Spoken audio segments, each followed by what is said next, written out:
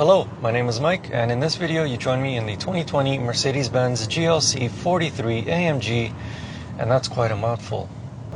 But while there is an AMG badge on the back, to me this isn't a true AMG.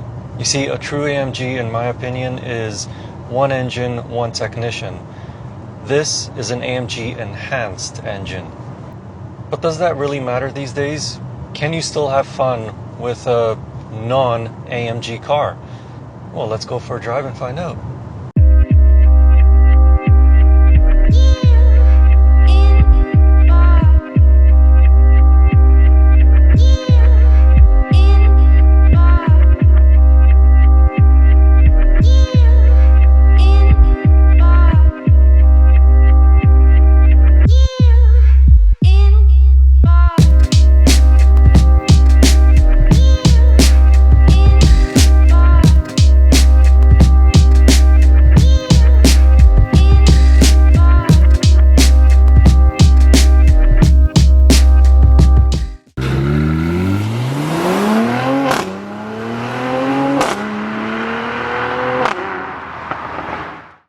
The engine in this GLC43 is actually a 3-liter twin-turbo V6, and it produces 385 horsepower and 384 pound-feet of torque.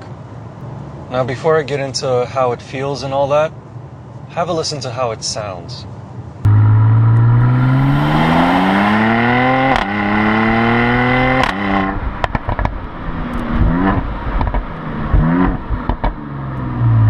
Sounds pretty good, doesn't it?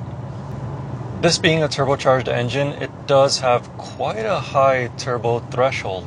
That is, when you put your foot down at low RPMs, it takes a while for the turbos to spool up. And now I have full boost.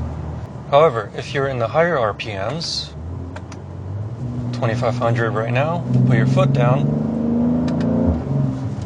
it picks up much more quickly. Although this isn't the twin turbocharged V8 of the GLC43S with just over 500 horsepower, 0 to 100 kilometers an hour in this GLC43 is still very impressive at 4.9 seconds. However, fuel economy is not the greatest. It can be good if you're very gentle on throttle, but because I like the sound of that exhaust, I've been averaging closer to around 14.5 liters per 100 kilometers, and I fear that might actually go up in the next few days. So my fuel bill is not going to be cheap. Mated to the engine is a 9-speed automatic, and for the most part it's pretty good at doing what it's intended to do, shift gears. In normal comfort mode, the gears are quick to change, and for the most part you don't really feel them.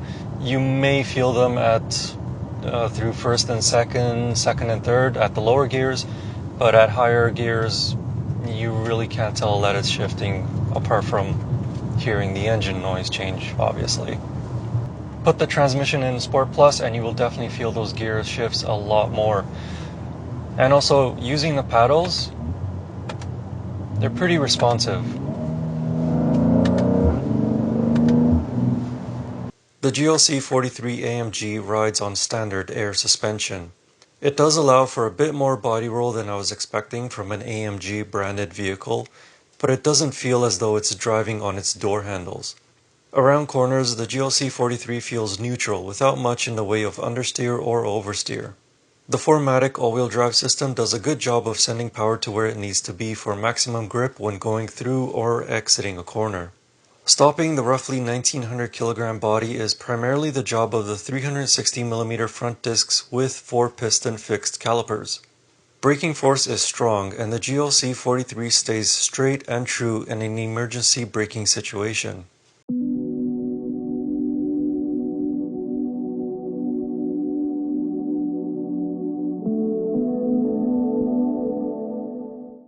For the most part, the ride is pretty comfortable. The GLC43 has standard air suspension, which changes firmness depending on what drive mode you're in, or you can set it on the individual drive mode and have it set to whatever you specifically like. My only complaint about it, though, although it's not so much the suspension's fault, I think it's more to do with the wheels and the 21-inch tires that are on these wheels. because going over moderate bumps like these ones, you definitely feel it in the seat and even through the steering wheel. Speaking of the seats, they are very comfortable.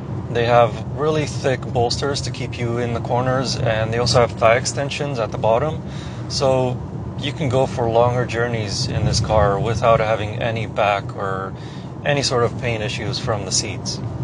Space in the GLC43 is plentiful, even for taller adults like myself. 3 adults in the back, though, might be a bit of a test of claustrophobia, but 2 adults in the outboard seats will be comfortable for longer journeys. However, if it's cargo volume that you're looking for, the Audi SQ5 has the Mercedes beat.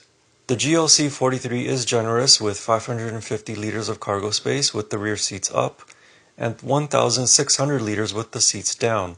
But the Audi SQ5 offers a bit more cargo volume at 757 liters and 1,710 liters respectively.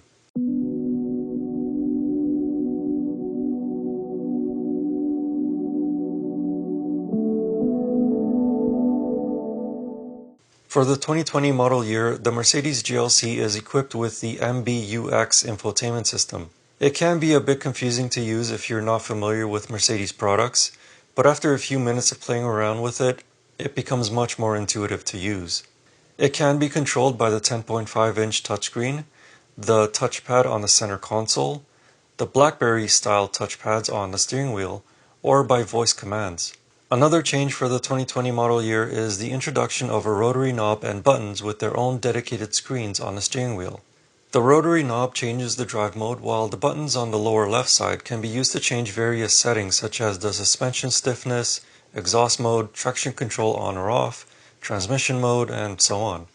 On the outside, the GLC43 AMG receives a few new design changes for the 2020 model year. These include the Panamericana grille, new LED daytime running lights, new taillights, new front and rear bumpers, and new exhaust tips. Fakes, but you can only notice that when you're up close to them.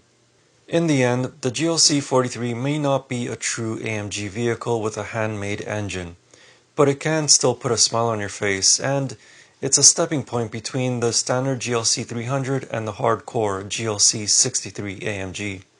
It starts at $64,400 Canadian and can be equipped to around $85,000 Canadian.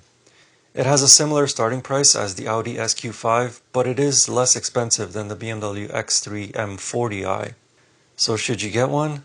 Well, if you're looking for something with a considerable amount of cargo volume, the Audi is your best bet.